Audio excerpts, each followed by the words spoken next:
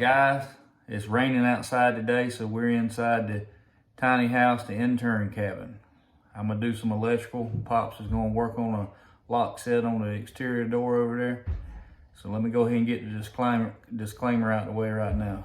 I've worked in the electrical field for 20 plus years, 10 of those years as a licensed electrical contractor, a few of those years as a certified and licensed commercial and residential and electrical inspector. That being said, different states adopt different national codes, different years at different times. And I've also been out of that field since I've been doing this missionary work for several years now.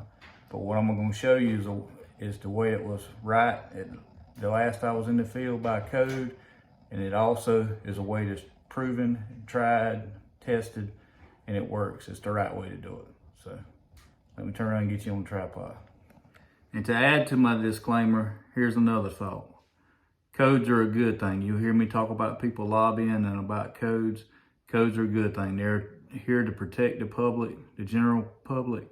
Because if a homeowner builds a house, wires it themselves, they could be putting the next homeowner in homes, or even if they have no intentions of ever selling it. We got homes that are 150 years old, 200 years old in this country. They outlive us. So they need to be built well and they need to be wired well for the future generations. But at some point, they have these code cycles where they have to come out with a new code book, with a new code. And it gets to the point that, okay, our job is to make codes. All right, well, what about when safety's already met? And then what do? People are lobbying if a receptacle or a light fixture or something costs more because it's got this new and improved safety feature, and you make it a code, somebody's making millions off of that. And it's costing more to where the common man can't wire their own houses and buildings. And that's where it becomes an issue for me, and it should for everyone, when it's not protecting the public, but it's protecting somebody's big corporate interests. So just keep that in mind. I'm not against codes whatsoever when they're for safety, which is all set up for. But unfortunately, we have to deal with some of the latter in order to have the safety mechanism in place. So, but know that in most states, you are able to wire your own house and build your own house, pull the permits, be your own general contractor, be your own electrician, your own everything, if you agree to live in it for 2 years. That's a lot of states have that rule. And it should be that way, but still the cost of everything's going up, and it's just an issue. And it's one of the reasons why I didn't sit on the code council very long, because I didn't want any part of it. Even though I did everything by the code and I had to make sure others did by the code when I was inspecting, I didn't go along with all this new stuff, because it didn't play with what I was seeing out there in the field for years, or the people that had even more years, that had 30 to 40 years experience that I trained under. It didn't play with what they had seen. It just didn't make sense. So keep that in mind. I'm not against codes. Just overreach. All right, so guys, I'm gonna start with receptacles, and I'm gonna start with the simplest ones, which would be on the end run of the wire. Now, normally you want about 7 inches of wire sticking out of this box. Now, for some reason, this one ended up short, but it's all right. I'm still gonna be able to work with it, because the other out fishing wire up drilling, and we're not gonna do all that. So I just like to use a fairly dull razor blade. That way it doesn't cut too far, and I cut myself less doing this than I do with a sharp knife. But you can use any kind of pocket knife, anything. They make little strippers that work well, but honestly, it's just another tool for me to tote around with. I always have a knife. It's just whatever you're comfortable with using, make use of it. And these receptacles, I'm just using, because we don't have any inspections or anything here. These are normal receptacles. Now they have, by the national code, they have child protection installed inside them. But I've never met anybody that lost their child that way with a bobby pin. I don't know anybody that uses bobby pins much anymore either, from sticking something in there, you know. But anyway, get whatever kind you want. They just cost more. It's all about lobbying by the manufacturers. I was on the NFPA Code Council one time on the board that I saw it firsthand, so I know they lobby. So, but anyway, they have these stab locks in the back where you push the wire in and it locks in, you tighten the screws down and whatnot. I never used those. I've repaired too many receptacles or had loose connections, come back and repaired them from where people use these. To me, they're useless, and it doesn't take but a few more minutes to wrap them around the screws, so that's what I'm gonna do. It's just not worth. You get a better connection. And people will argue about that, but they're wrong if they do. They haven't been in the field doing it too much, because I've seen it time and time again. Especially with, it just doesn't make a tight connection in there. So with the strippers, they have these holes in here. These are for cutting off screws, but these are for a specific reason. And this is it right here. You just do a little whoop-de-doo like that, and it bends your hook in your wire for you. Most people don't even know that have strippers that are not in the field, probably don't even know that. And there's other tools that have them on there too. If not, you can just do it with the end of your pliers, but that's the fastest way. And another thing, people may have issue with what I'm doing here, is using this drill. But as long as you don't impact it, it's not going to hurt it one bit. And you can actually go back. Once you've done this enough and have a feel for it like I do, you know when it's tight. So, but use a screwdriver if you're a novice. Another thing, when you're putting these wires on the screws, you want to put them where the screws want to tighten by turning clockwise. You want to put the wire so it's wrapped around it clockwise so it tightens it down. Because if not, the hook that you bent in your wire, it's going to actually reverse it and undo it if you put it on there backwards. And that you don't want. Your wide blade is your neutral or your white wire, but modern receptacles are going to be marked. Older receptacles won't be, by the color of the screw. You have a kind of goldish, darker color for you. Or the darker, different color is not silver. It's going to be your hot, or your black, or your red, or whatever it may be. And your silver is going to be your white, which is your neutral.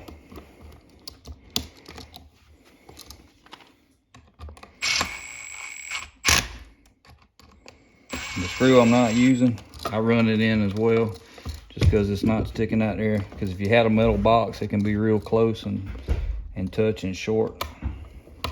And another thing, if you use a metal box, I like to, when I go, after I get all my wires on, I like to go back and actually wrap around the tape around my receptacles, so they don't bump the box going in, or because those metal boxes are just a little bit tighter than these plastic boxes.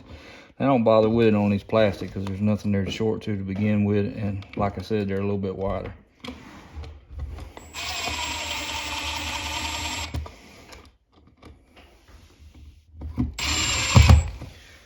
Another thing that you have to address putting these in is your box. Is it flush with the wall? If it's not, they make little spacers you can buy to put behind there. You need to space the back of your receptacle out flush with the wall, so your cover, it doesn't move around, and it's code, it has to be. And if you have a gap, it's not flush, they make inserts to go in there so you don't have any wood exposed to an arc in case of a short or something.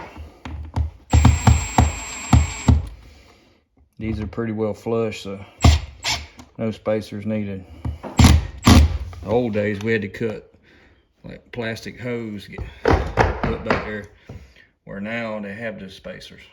So that's a simple receptacle. You want it where it doesn't really move around, flush. So all that needs now is a cover.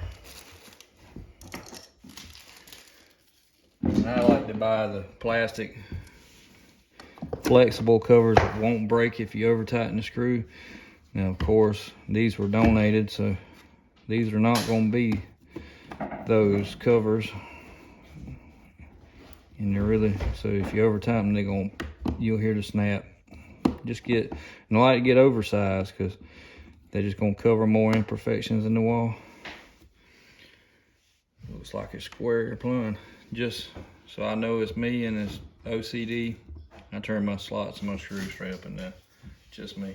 Now let's move on to a more complicated receptacle. All right, this is an example of one that's a little more complicated. It's in mid-run, has a wire coming in feeding either from the panel or a previous receptacle or fixture over to, and then one leaving out that's feeding the next one in the line. So first thing we can do is get our wire stripped out. And again, with this knife, what I'm doing, the ground runs down the center. So I'm actually running my blade on the ground, so I'm not skinning the insulation on my conductors at all.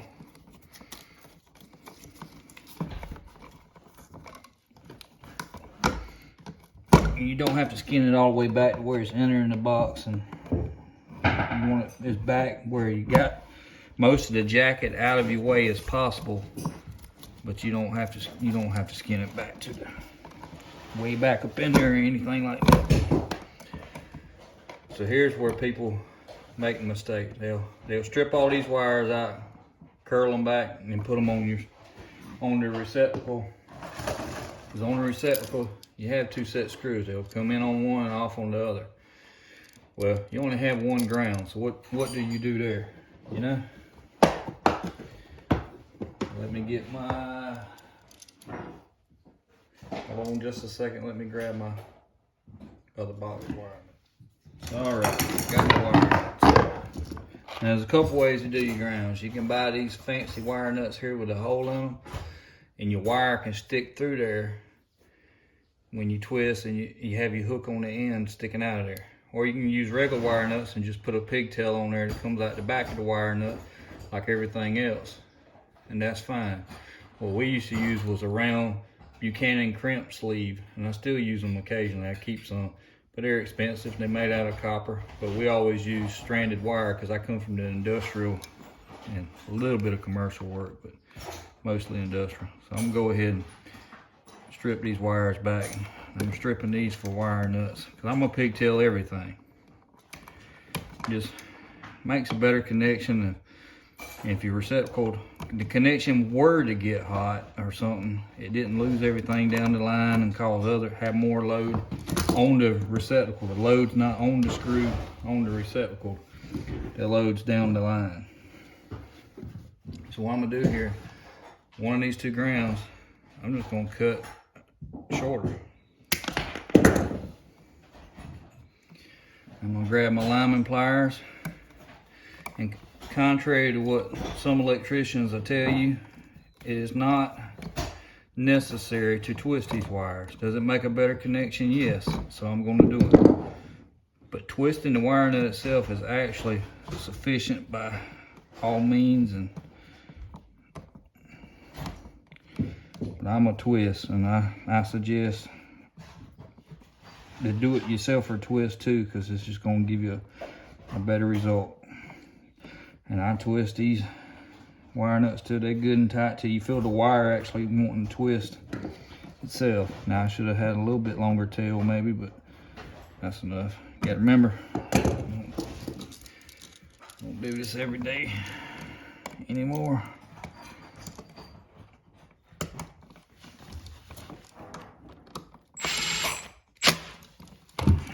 Got my ground made up. Now I save my pieces of wire because copper is expensive now. Any scrap that I cut off, I'm in the business of saving. I save on it. What I'm gonna do here is go ahead, I'm gonna pigtail my hots, and I try to go ahead and kind of get them in a way where they kind of flow and they're not all in a bird's nest in the box. And I just line them up real neat. Take my lineman pliers and grab a hook to them and twist. Again, you could stick the wire nut on here and twist it, and it would suffice, but you wouldn't have near as good a connection, in a lot of people's opinion. I've never seen the code interpreted where you had to put these on there. The wire nut itself is the mechanical device that takes care of it. I preferred the winged wire nuts like this, but again, for the cost and the donations, I'm using these cheaper ones. Just make sure they have a UL rating. Don't get something off of Amazon that's Chinese made, this snuck in here past all the standards, because they are out there on everything. If you're using old copper, something's been set on this wire before. Cut it off, have fresh copper. Don't want something corroded or mashed or tarnished.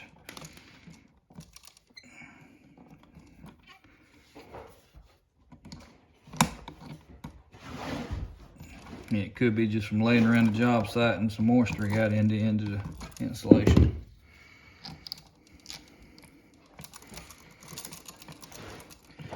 And if you don't have man hands, they make twisters to do this, but they're not necessary either. Again, I cut it off about that length right there, about 6 inches. Strip it back enough to give me my hook.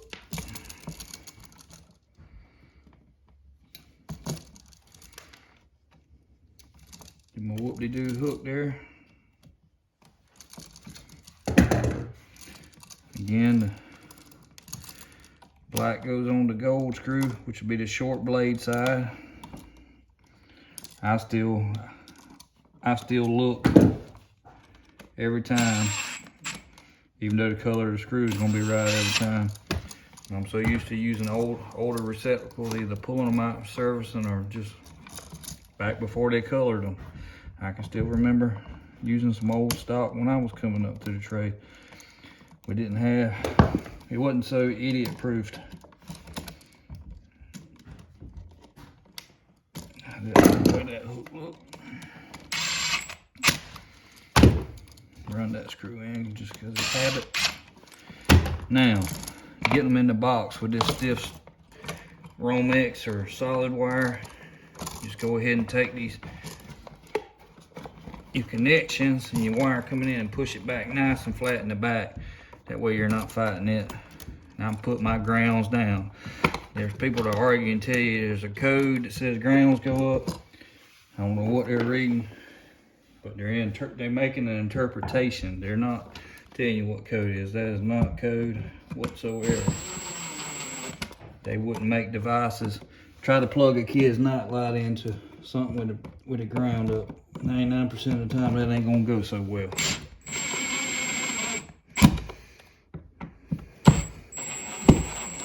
If you got your drywall or your wallboard cut right, these ears should be landing on it.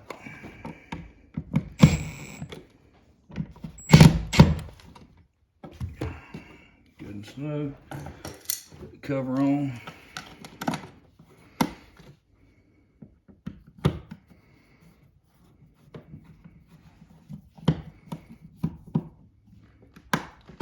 Oh, see, I do not like these things.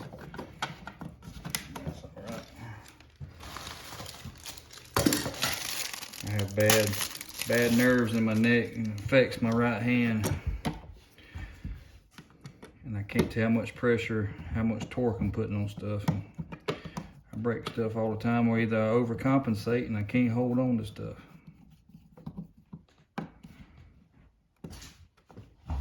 There we go.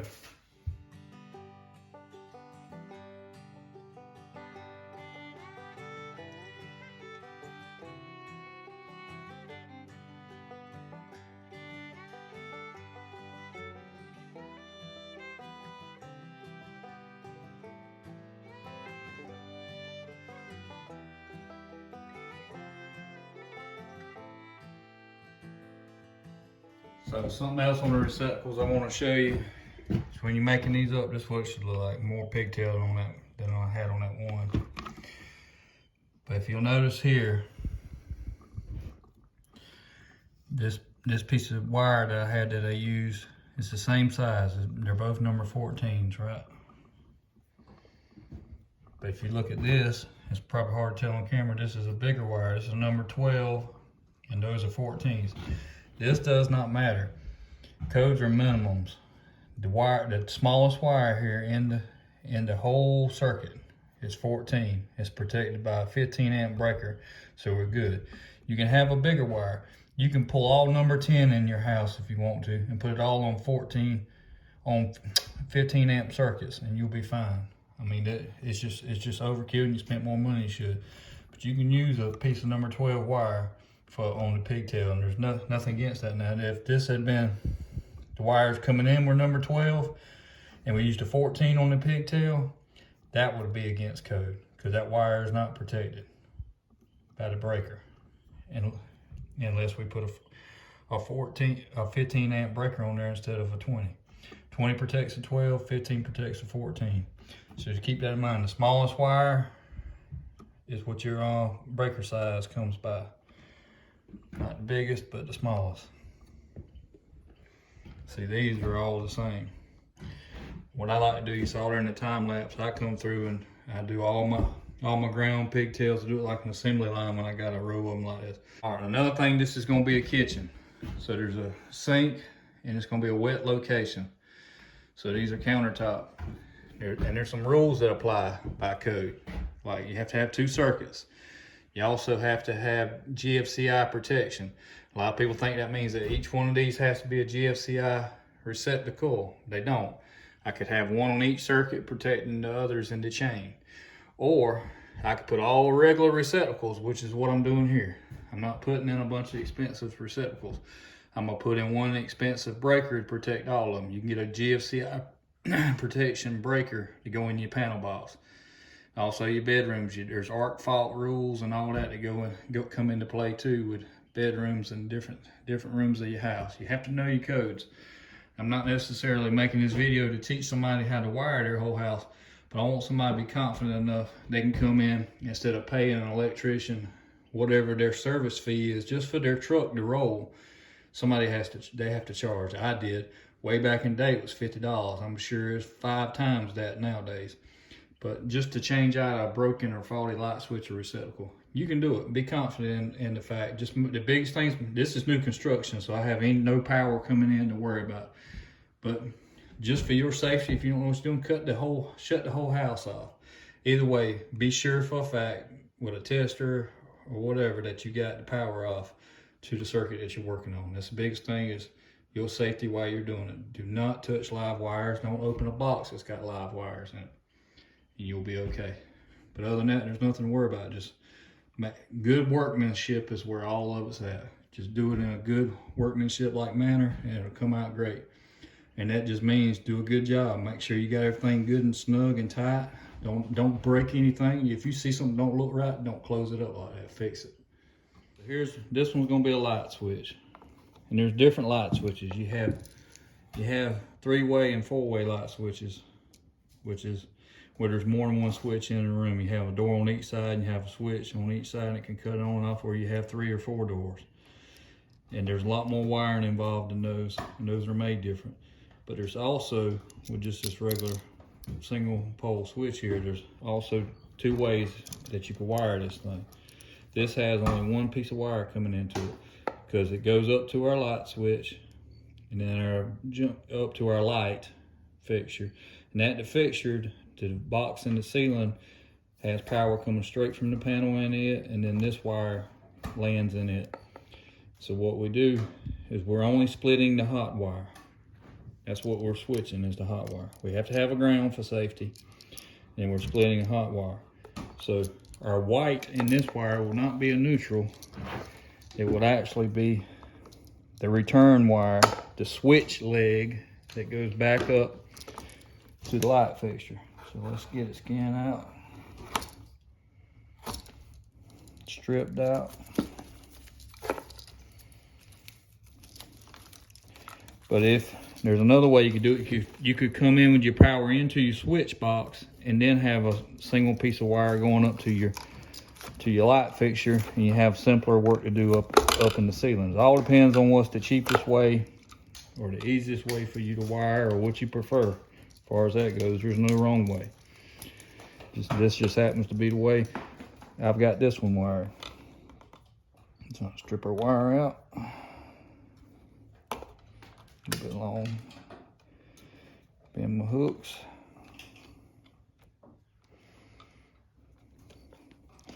You can probably notice this is a smaller gauge wire. This is 14 gauge, which is fine. The other was 12. One will be on the receptacles over there that I just wired. Will be on a 20 amp breaker, which will protect the 12 gauge wire.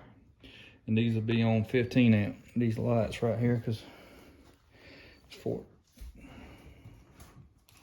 14 gauge wire. So ground first. But the same thing, if we had to, there I am wanting to do it backwards. If we had the power coming in, had it wired the other way,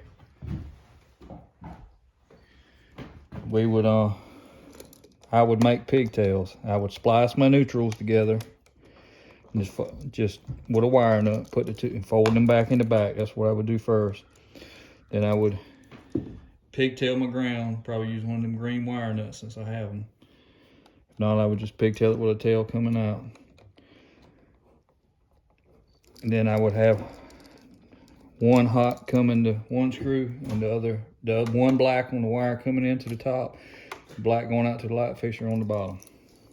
It'd be as simple as that. And just as out of habit, I'm using my black. My black's gonna be my wire coming from my panel, which will be spliced up in the ceiling, right? It doesn't hook to the light fixture. I always put it on top, just because you have to do it with disconnects, and it's just, I like it that way. My white, I always use my white for my switch leg. It doesn't matter if you got conduit and you pull the same color wire, as long as you got them marked and distinguished apart so you know what's what and keep it straight. And that's it. So what the switch does, power comes in from your panel.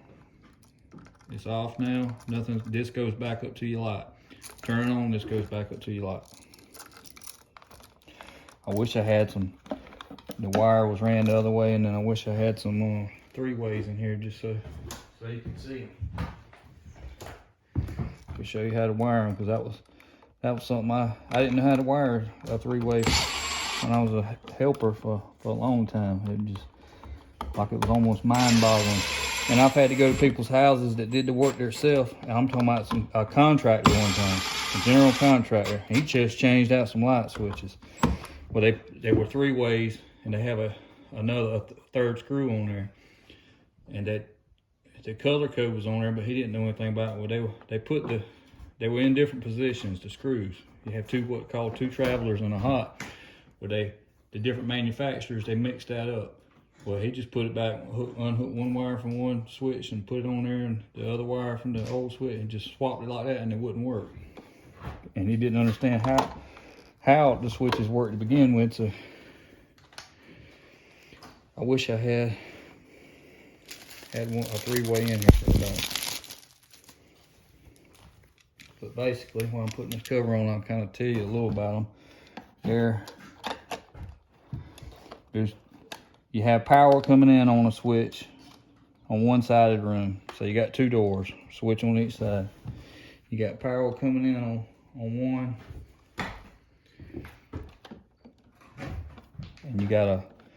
And there's a screw on there that's identified for this. It's a darker screw where it's identified separately. You hook the power to that. On the other side of the room, you have the switch leg that goes up to your light. That's the 2 things you need to really remember. Then between your 2 switch boxes, you'll have what's called 2 travelers. It's just 2 wires that carry, they're conductors, they carry a current, and they travel between, and they hook to the 2 screws that are left on your switches. And that just interconnects the 2, so they have a pathway to run electricity back and forth, so you have the available current there, and you can break it between the 2. That's the simplest way I can explain it. Just remember, hot on one switch goes back to your panel. The other switch, that same screw position, goes to your light fixture, and then the 2 travelers in between. All right, guys. I ended up making one of those situations happen anyway. When I wired the bedroom, I hadn't done the light in the ceiling yet, so I ended up, when I wired it, I said it'd be just as simple to wire it so I can show people the other way. So this is a situation where you got wire coming in from your panel box to your switch box. And then another run of wire going from there up to your light fixture, dead ending with a single wire coming in, single cable, I should say, coming into your light fixture box. So get it all stripped out and I'll show you how we do this. I love Romex. I'm an old industrial guy, we didn't deal with Romex. We wired a bunch of sewer treatment plants. Stuff along those lines, industry.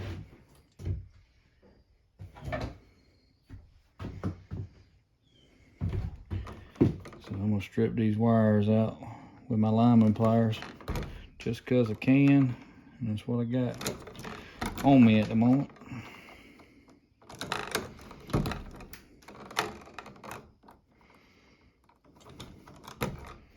I'm gonna go ahead and do my grounds first.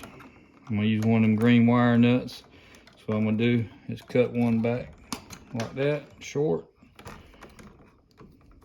Still plenty to work with in the box for future work. Twist it up nice. Slide that green wire nut over there with the hole in the end.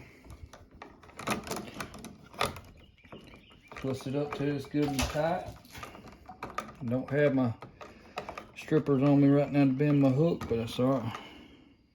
Use the end of my lineman pliers just as well. Now, these I can trim off because they just need wire nut. The two whites, one coming from the panels, the neutral feeding, and then we got neutral that's continuing up to the light.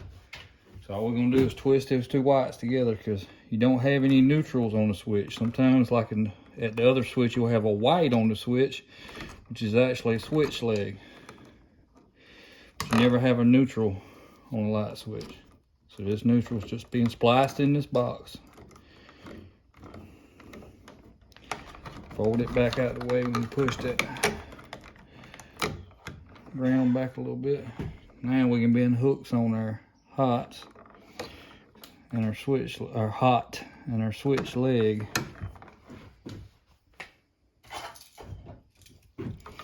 All right, this is my hot coming. Well, let's do the ground first. Just because the ground's the most important thing of all.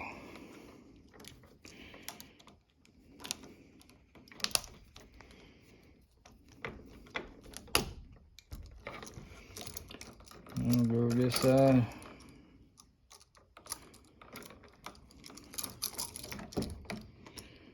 Put my home run back to my panel, the hot coming from the panel,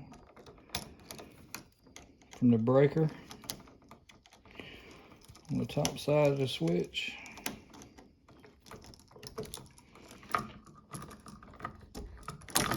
Then I'll connect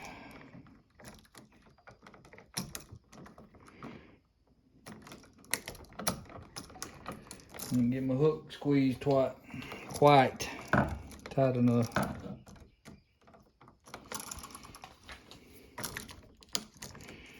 That's all right, I saw it and I fixed it.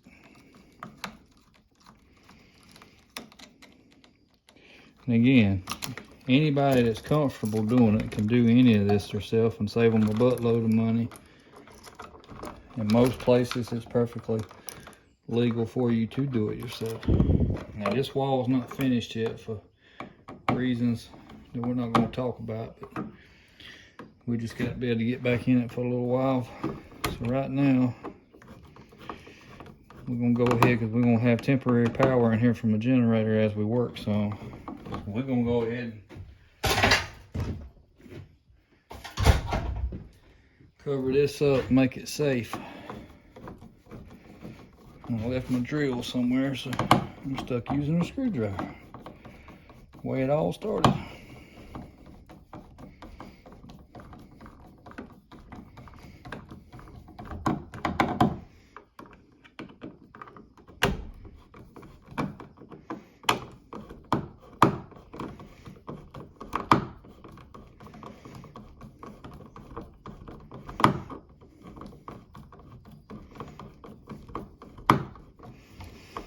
And when I run my generator, it's temporary power. I'm gonna end up putting that green bonding screw back in my panel temporarily when I'm running off generator. And I'm gonna drive a ground rod out here too as well, because it's gonna be a little while.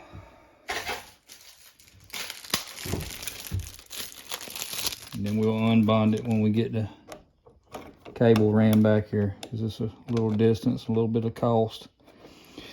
And everything we do here, we're living on a mission, and everything we do here is off of gifted money and what the Lord provides for us. So done. We'll work on something else that we do have the funding or do have the materials for while we're waiting to run that power line. Until then, when we're in here working, we'll do the generator.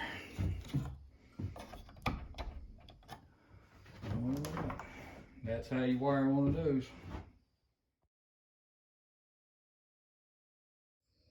All right, guys, if you watched this far, you're a real trooper. Thank you for watching me do some electrical work. Hope you learned something useful.